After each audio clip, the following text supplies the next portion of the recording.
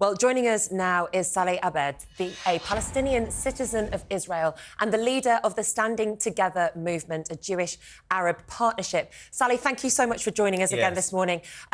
We know that Israel have cut off communications coming in and out of Gaza over the weekend. But despite that, have any messages made their way through from friends or colleagues in Gaza? Do you know how they're feeling after the weekend's invasion by Israel? Yes, there have been some communication that has been successful to come out. The people are extremely struggling to the point of rationing, their water intake, their food intake. People haven't been able to really have places to even sleep. We see like whole families on the streets right now in the south, but they continue to also bomb there. So there's a feeling that there's nowhere to be safe, but also the very bare minimum necessities, human necessities, even overlooking the humanitarian catastrophe and the medical needs, just like also the very basic necessities are lacking, unfortunately. Saleh, welcome back to Talk Today. Really good to have you here. It's important, as I said last week, and I've been saying all morning, for Nick and I to talk about the facts and all sides of what is happening in the Middle East. As a Palestinian citizen of Israel, what was your response over the weekend to Netanyahu saying this will be long, it will be difficult and it will be bloody, with his stated aim of ridding Hamas of any existence in the Middle East? It's unfortunately expected policy from Prime Minister Netanyahu, to advance this brutal retaliation without any actual plan to end this war, and without any actual plan to also return the hostages. As a Palestinian who lives here in Israel, I see so many calls and so many desperate calls from hostage families, who are calling for a ceasefire, who want a hostage deal. We see also that Netanyahu is losing his grip on the government. Polls show that he is really losing the public support very, very grossly. He has almost no support.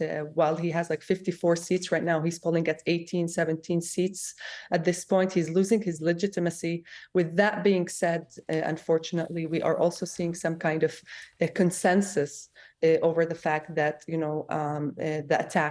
October 7th attack should be retaliated within the Israeli public. Unfortunately, it's a product of obviously shock, fear. People are devastated, but also a very, very extremely dangerous media that is working. And Saleh, government. can I ask you a question that I failed to ask you last week, and I apologise. And as I said to you, we're trying to do this in the right way, and it's important for me and Nick that we do it. With what happened on the 7th, with what's happening now, as a Palestinian person living in Israel, do you accept that Hamas and what Hamas did needs to be dealt with, whatever you think about whether the response is proportionate or not? Do you... I read what you said, we need to sit down with the UN. I would respectfully suggest the UN has been shown to be what it is, pretty useless at the moment, but nobody wants what's happening. But what, in your mind, is the answer? Listen, it's funny that world leaderships and the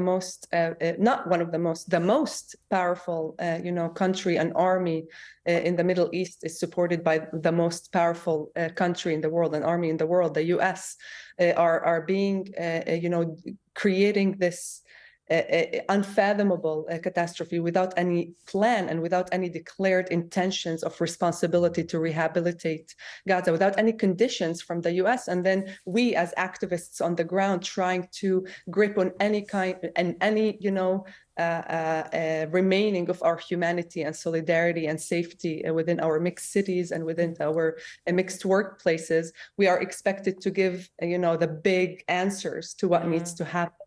And I think the ones who need to provide us with these answers are the ones who are providing an extremist right-wing government right now with an unconditional aid to endure, to inflict one of the harshest, unprecedented,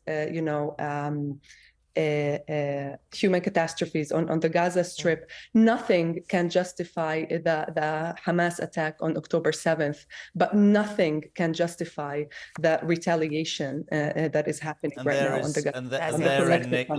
And therein lies the whole thing. Sally, can I just ask for your response, and if you can speak to people within Israel's response to a video released by Israel over the weekend, the Israeli government, the IDF, calling upon Gazans to move out of Gaza City, out of northern Gaza, but of course at the same time having cut off the communications to the people of Gaza. And also that message was delivered in English, which obviously isn't widely the first language spoken by Gazans. Do people in Israel see that as being more of a PR opportunity, or do they see it as a genuine warning to Gazans to flee the north of the city?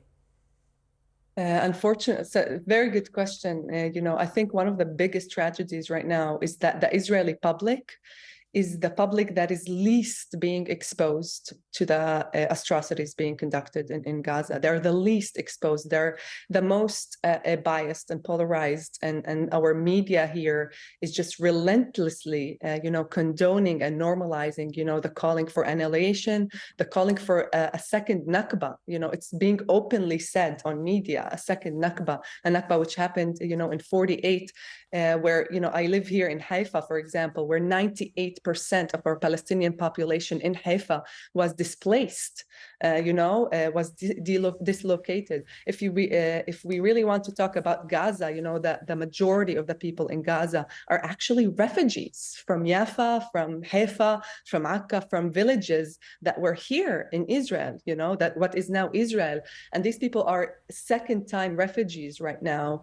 And I don't think they have the intention, even if they had the ability, which I don't think they have, to move. I think, but the Israeli public is obviously perceiving this as a very moral, talk that Sally, the Israeli army notified. Can I thank you for coming on again? I think it's really important to everybody that we get as balanced an approach